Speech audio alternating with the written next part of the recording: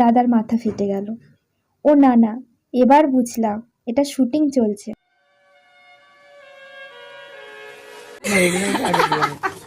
হাঁটু যখন ছেড়ে বাইকে যখন প্রথম হ্যাঁ, সুগাতে একবার ছেড়ে গেল না, প্যান্টও পরতে পারবে, গামছা পরে ঘুরতে হবে, এমন অবস্থা। দেখি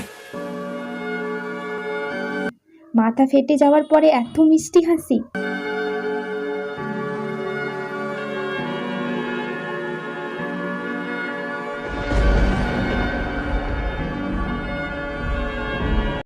এটা কি? এটা আবার কেউ পরীক্ষার টুকলি ভেবো না।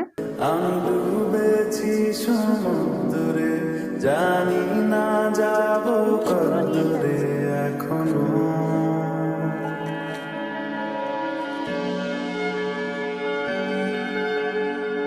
উনি এই গল্পের গাড়ি সারানোর মিস্ত্রি। কারোর গাড়ি